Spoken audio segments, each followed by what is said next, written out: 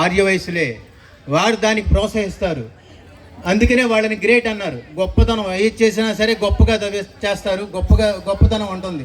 అందుకనే వాళ్ళని గ్రేట్ అన్నారు. సంఘటితం అయ్యింది. అసలు సమాజంలో మొట్టమొదటిసారిగా సంఘం అనేది ఏర్పడింది ఆర్యవైశ్యుల నుంచి. ఎందుకంటే ఆర్యవైశ్యులు ఎవరికి గొడవలకు వెళ్ళేవాళ్ళు కాదు, ఎవరిని దూషించేవాళ్ళు కాదు. వాళ్ళు మాత్రం వాళ్ళ వ్యాపారం ఇంటి ఆలోచన ఉండేది. అటువంటి వాళ్ళు అందరూ కూడా సంఘటితం అయితే వాళ్ళు బలంగా ఉంటారు. అందుకనే పవర్ఫుల్. ఈ అందరూ సంఘటితం. ఇప్పుడైతే విడివిడిగా గ్రూపులు, తగాదాలు ఇట్లాంటివి చాలా చోట్ల చూస్తున్నాము. బట్ మీరందరూ కూడా ఇలా సంఘటితం అవుతాం చాలా సంతోషంగా ఉంది. అందరూ కూడా సంఘటితంగా బలంగా ఉండాలి. బలమే మనం అభివృద్ధికి మూల కారణం. సమాజంలో ఆర్యవైశ్యులే.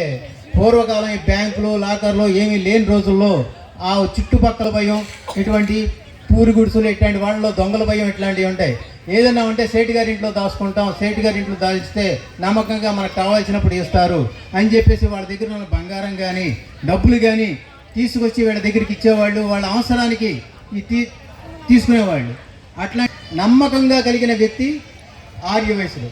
ఇటువంటి కార్యక్రమాలు ఎన్నో ఉన్నాయి కాబట్టి మనకి ఆర్య అనే పదం మన వయస్సులో ముందు వచ్చింది.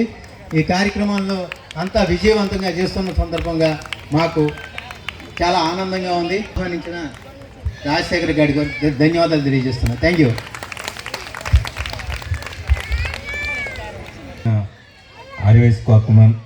ఆర్యవైశ్య కార్పొరేషన్ చైర్మన్ గోపవరపు సునీల్ గారికి హార్దిక శుభాకాంక్షలు తెలుపుతున్నామండి.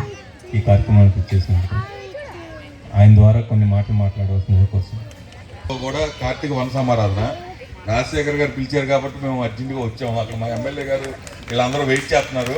అందుకే ఏం పెద్దగా మాట్లాడలేకపోతున్నాం. మళ్ళీ ఇంకోసారి ఖచ్చితంగా వస్తామమ్మా.